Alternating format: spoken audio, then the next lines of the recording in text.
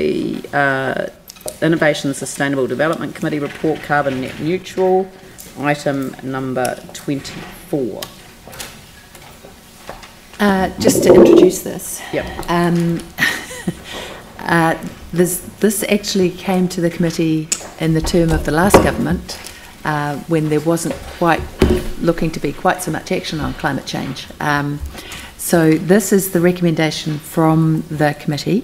What's happened here is that there was a verbal and PowerPoint presentation. The committee looked at all of the possibilities and has come up with these recommendations, and you'll notice quite a lot of things about those recommendations.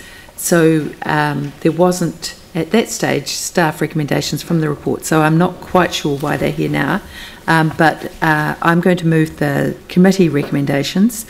All of those staff ones can come back to the committee at any stage that they want to anyway, but the committee was quite clear about what we want to do.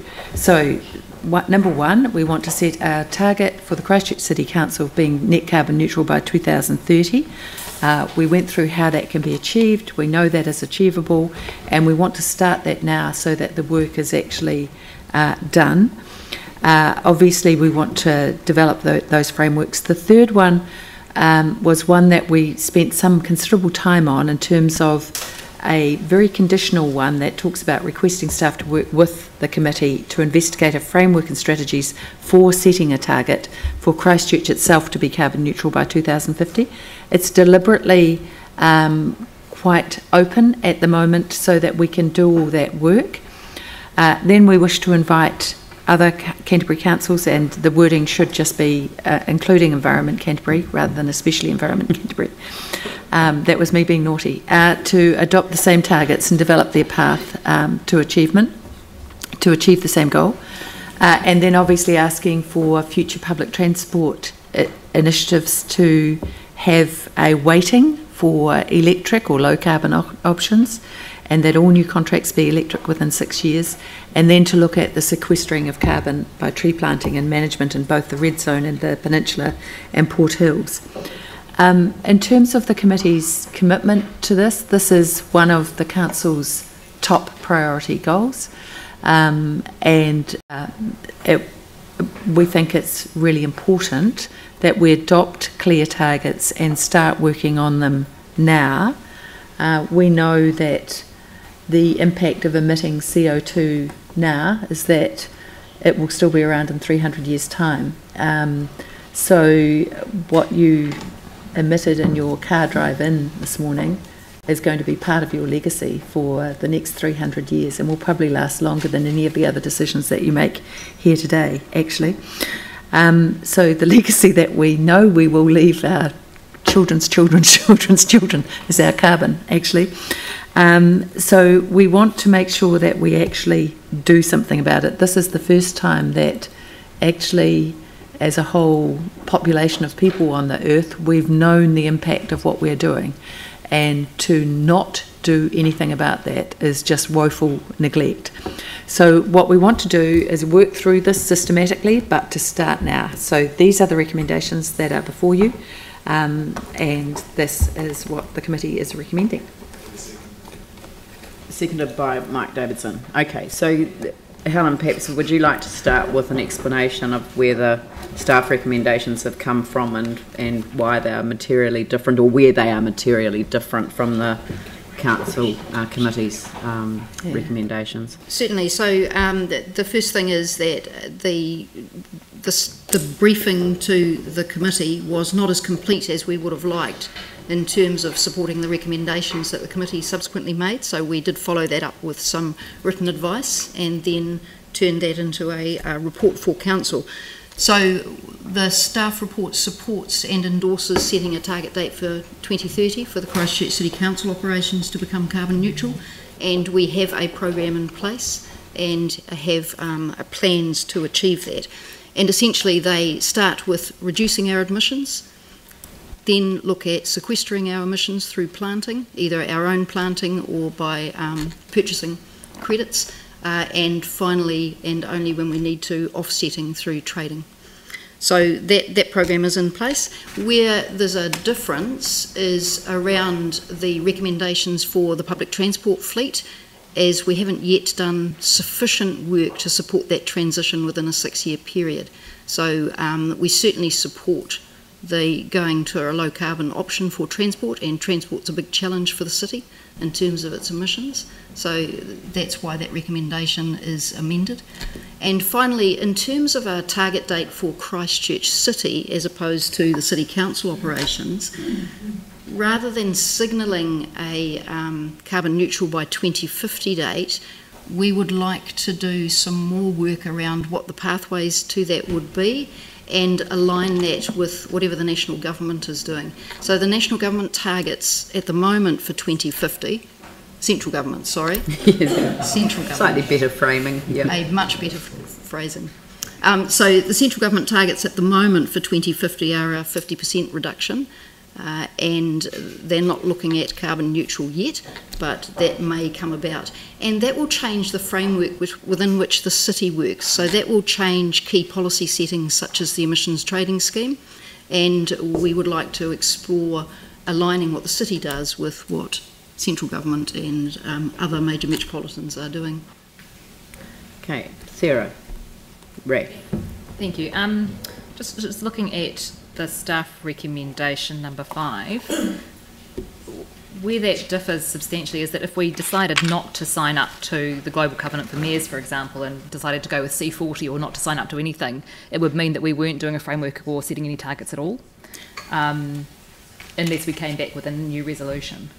And so I'm just wondering if the one that we had there already, where it says investigate the framework and strategies, is actually one that gives us a broader scope to do things in exactly the way you were talking about, looking at the way different people were doing things, and because all our one is saying is investigating the frameworks for setting the 2050 target.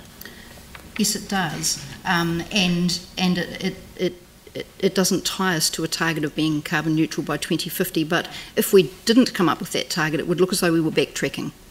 So I don't want to. I wouldn't want to articulate a target until we are clearer about how we would make our way there. So I mean, other cities have set targets and then backtracked. So it's not a good way to shift the whole system. Rev? Yeah, thanks. Question on carbon credits. You said there was a process in place already for carbon credit purchase, or is that just... The New Zealand Emissions Trading Scheme. But not from the council's perspective? The council has participated in terms of carbon credits in the past, Okay. and under the scheme we could participate in the future. So in terms of signing off on this, are we signing off on any purchase of carbon credits? No, because this is about carbon neutral for the council's operations by 2030. So we may be able to do that entirely by reducing emissions and then sequestering carbon. We may or may not need to purchase carbon credits. We won't know until we're much closer to the time. Okay. Phil? Thank you for covering some of the issues. Just one in your report, I think it's in 5.7, you refer to the fact that council won't be able to entirely avoid or reduce completely our emissions. Could you just perhaps explain that a bit further, Helen? I'll hand over to Kevin. Or Kevin. Well, just when we look at our emissions profile, and the data that you've had on the background notes is very preliminary data, but most of our emissions from last financial year are based around transport, and that includes aviation, it includes shipping, it includes cars, buses, and a whole range of emissions. So that's likely to be our biggest target, and it's probably going to be in under 60% with the latest draft report. But that's jet, kerosene, a whole range of things. The other area of our emissions, around about 10-15%, is stationary energy, diesel from use and whatnot. So that's for the city. I'm sorry, your question's back to the council's activities. Well, it can be both. It can be both.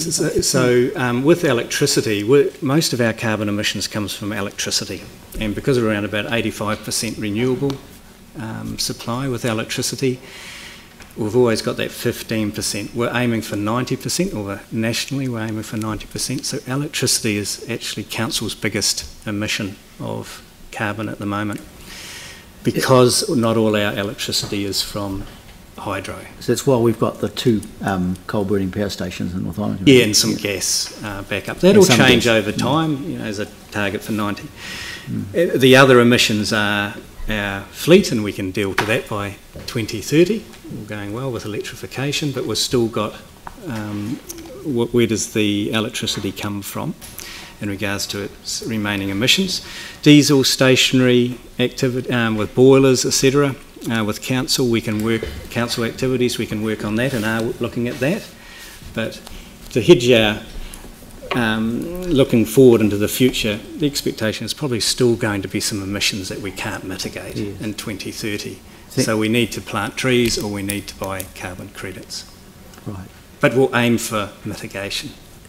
And so is the scope in terms of mitigating those effects by, say, the big program of planting trees, which has been suggested either in the Port Hills or in our red zone, is the scope to sufficiently mitigate those That's emissions? what we'll be investigating with offsetting. The mitigating is very much fuel switching or being more energy efficient with electricity use. So getting the emissions down first is always the prime target, and then if there's still emissions to get to the net carbon target, you need to plant trees or buy carbon credits. Thanks, Kevin. Through you, Leanne, I've got one more question, if I may. Just it's around what you referred to in terms of the costs of converting our buses, say, to electric. And you indicated that perhaps they're unknown, but I'm just wondering if you can give us some current information as to what those sort of costs might be. It is early days.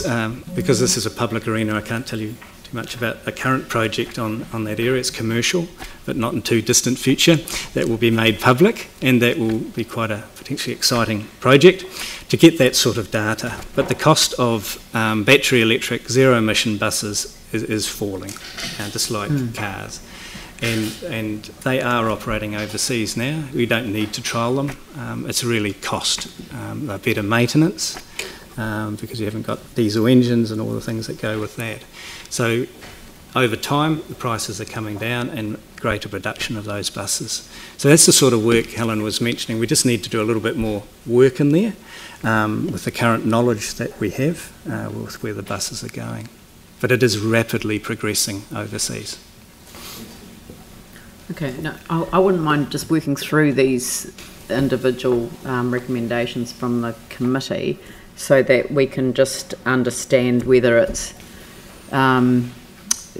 whether some of the concerns perhaps that staff might have had are necessarily problematic. So let's go straight to number 3, which says request staff to work with the Innovation and Sustainable Development Committee to investigate a framework and strategies for setting a target of Christchurch being net carbon neutral by 2050. That doesn't actually commit us to 2050. It's an aspirational statement, but it is dependent on bringing back a framework and strategies to achieve that. So have we got a problem really with going that far? I mean, I hear what you're saying in terms of I hear what you're saying in terms of not wanting to backtrack, but I'd feel quite disappointed if really we couldn't develop a framework and strategies for achieving carbon neutrality by 2050 for our city. I would feel...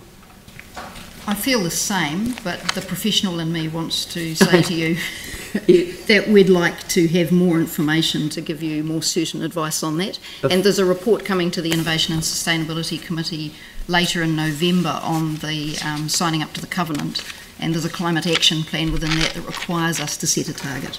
And we'd like to consult on that with the community. So when we went through this, we went through all these debates, and this was the consensus that we arrived at. So it doesn't actually set the target, it just talks about, as you say, investigating a framework and strategies. But what we want to do is get on with it. I don't think anything the staff are saying, where they come back with proposed plans for how we how we do this, and the framework and what works and whether this is achievable is in any way contradictory.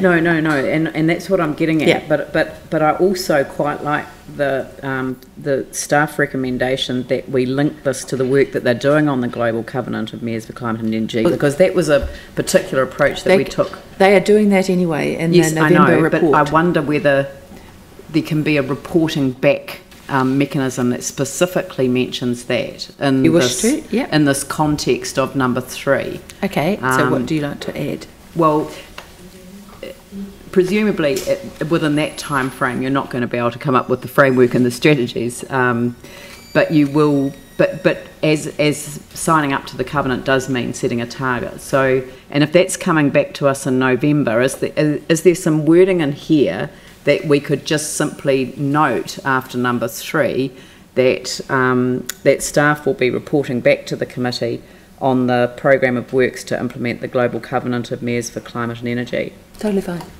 Does that sort of kind of, because I kind of want to link the two because they are related, but I'm also picking up what Sarah said, and that is you don't want it to be mutually exclusive. So recommendation 5, the staff recommendation 5, is more specific about that and says that we should consider a target date for Christchurch City to be carbon neutral as part of that programme of works. And but I'm suggesting that we're likely to, as a council, to support what the committee has come up with, I don't want to lose what you're also saying there, which is that it's contained within a programme of works at the same, so that there's a link between that and the work that we're doing on the Global Covenant of Mayors for Climate and Energy. Yes. So I like your idea of adding the note. Yeah, just put a note after 3. Note that staff will be reporting to Innovation and Sustainability Committee later in November. Later in November on the on progress on signing up to the Global Covenant of Mayors for Climate and Energy. In relation to that action plan too, that's part of what we the staff report will be to consider a recommendation to sign up. Yep. And once we've signed up, we are committed to producing both a climate action plan and an note adaptation that staff will be reporting to the committee in November on a proposal to sign and then just take out the rest of the words to the. And then put a comma at the end and say which would require us then to set It requires us to set a target for carbon reduction. To set a target for carbon reduction. That's fine. I think our next meeting is in December. Is it? 16th, sorry. 16th of November. We added some extra ones, Mike.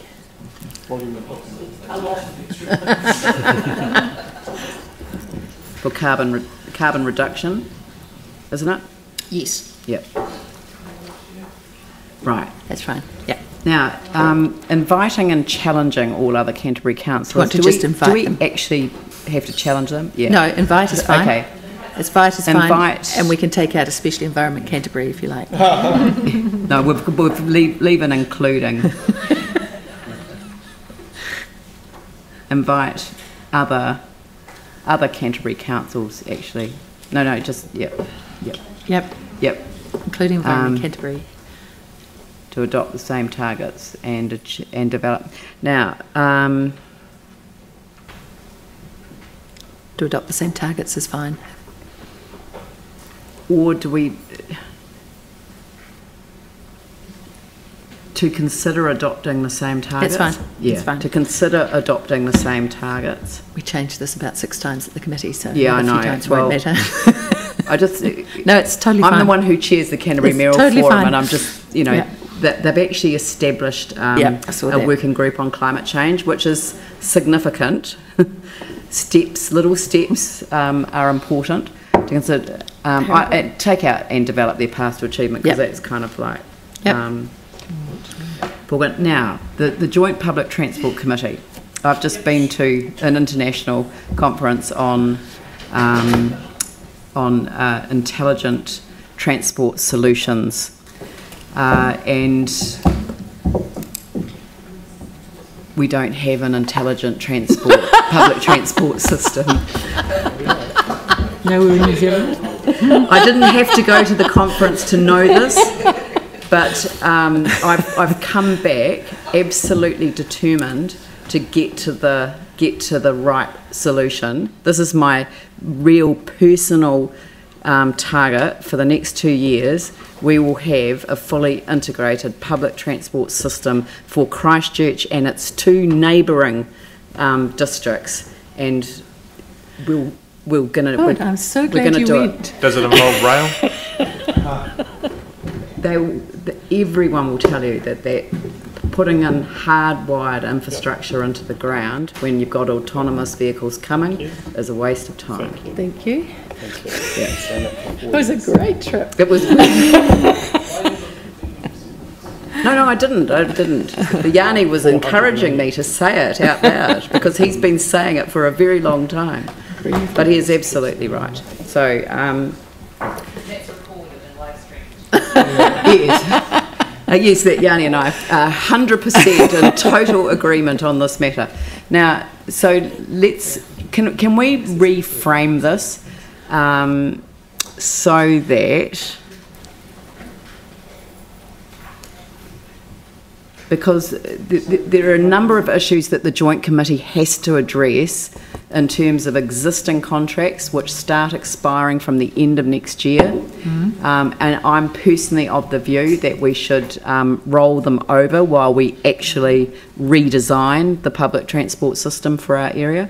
You know, and I've started conversations with some people who are going to be very influential in this area. So can we just say that in the meantime, ask the representatives of the Joint Public Transport, Christchurch CCCs, or invite the Christchurch City Council representatives on the Joint Public Transport Committee to report to your committee with an update on how to address carbon emissions in relation to proposed changes to the public transport system. Fine. Something along those lines. Recommendation on that particular one was quite good. It was like requesting that they advocate for it, and we could say and report to the committee. Yeah.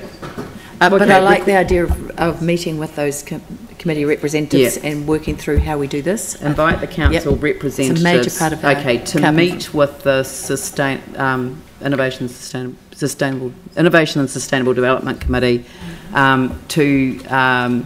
to develop options to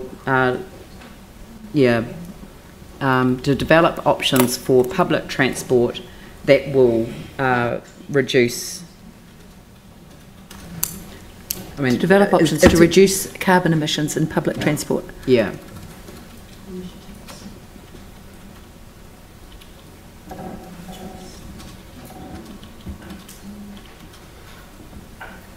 That will reduce carbon emissions in public transport. And do you want to say, and to create certainty for the contractors about the future of electric vehicles in public transport? Yeah, probably. Okay, you can. Well, no, we don't. I mean, we should discuss that at the committee. Fine. Okay. Because, yeah. Okay. If I get my way, it will be. Okay, that's all quite good. different. We're Okay. aligned on this. We are totally aligned on this. It was obviously a good conference. So I'm aligned with you on this. I'm aligned with Yanni on the other one. So, yeah, all Cool. new transport initiatives of the joint have a significant weighting. No. And then the other one we're basically agreed on in terms of our recommendations anyway. Yep. Yep.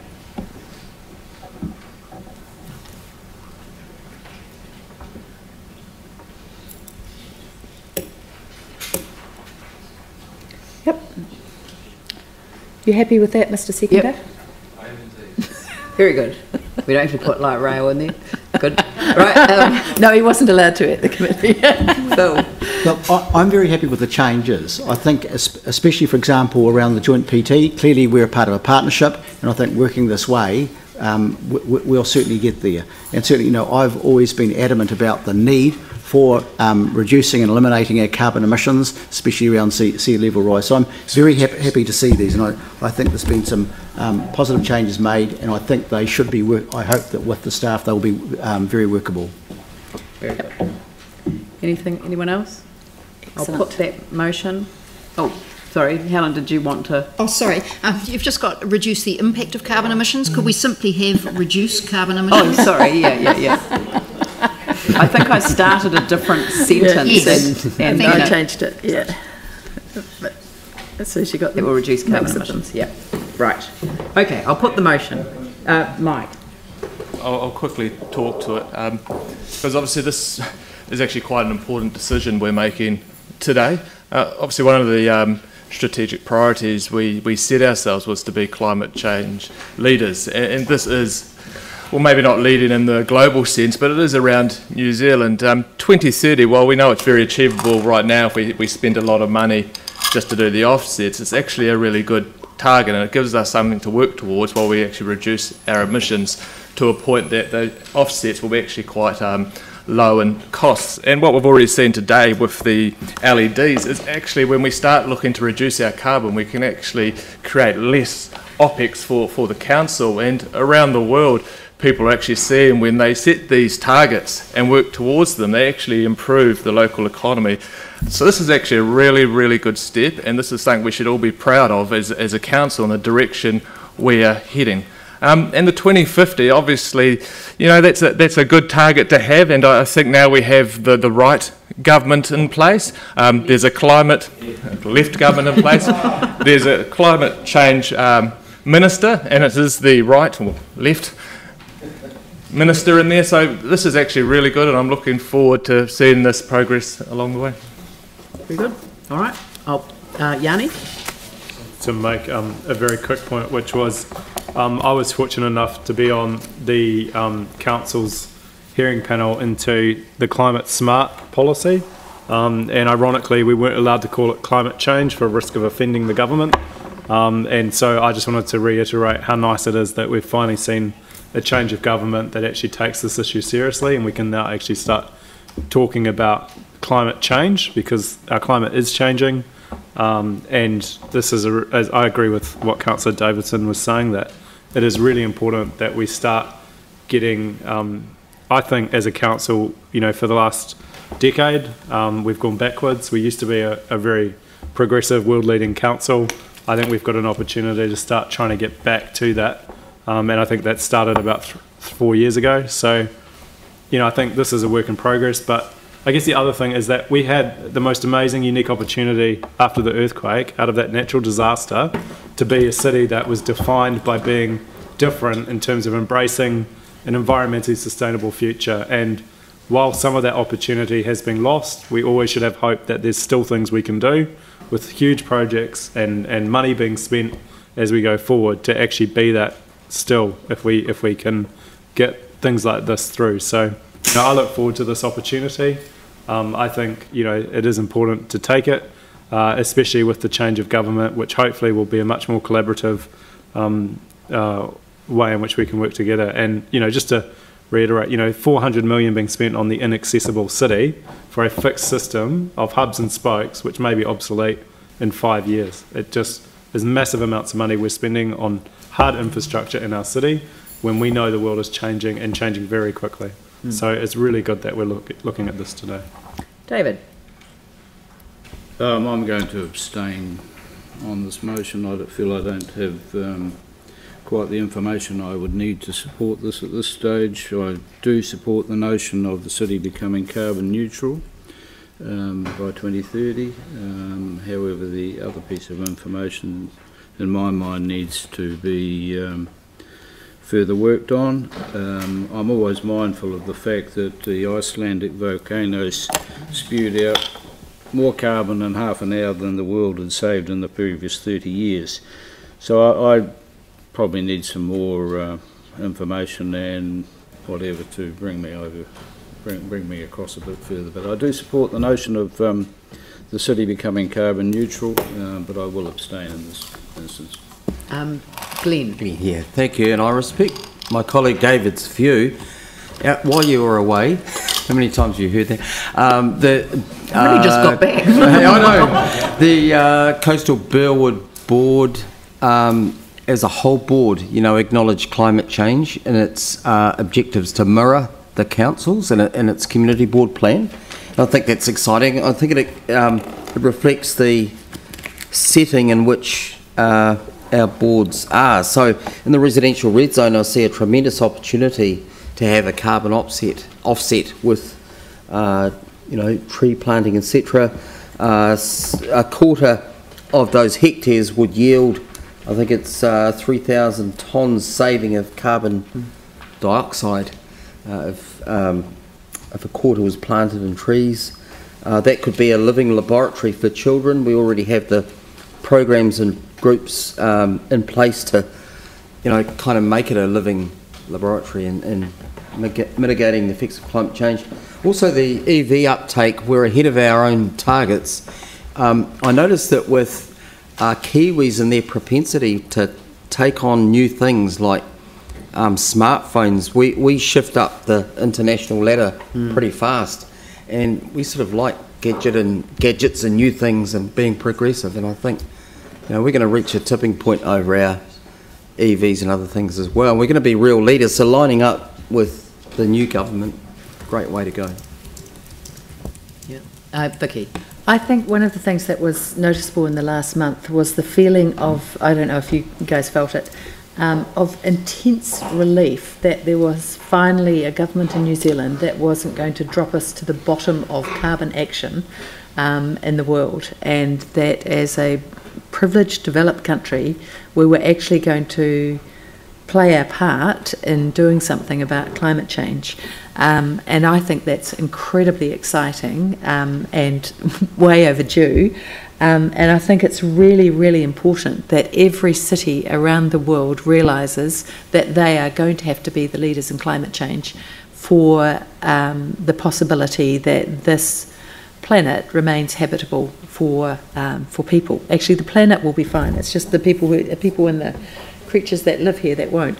But I notice in the data here that the tonnes per person out of Christchurch is 7.8 tonnes per person of carbon emissions, which is higher actually than Auckland, which is not a situation you want to be in, and at 7.5 tonnes, and Wellington's at 5.7. So Christchurch has a long way to go, and I think it's fantastic that we're actually starting that. We know that this is not going to be an easy journey, and that it's going to be one that we have to start now in order to get to. We've seen the Vivid report, the OECD report, the Parliamentary Commissioner's report. We know that actually we can electrify the entire transport fleet. We still need to do more to meet what needs to happen.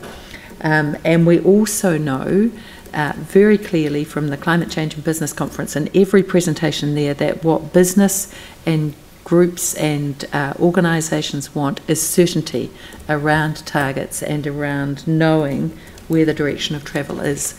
So they're way ahead of most governmental organisations, and I think creating that start of that journey of certainty is absolutely impressive, and so I think it's fantastic that the City Council is actually going to do this and do it well. Yeah. Sorry, I invited the mover of the resolution to speak, so that closes the debate. I'll put that motion. All those in favour say aye. Aye. Those opposed say no. That's carried, and abstention recorded for David East. Thank you.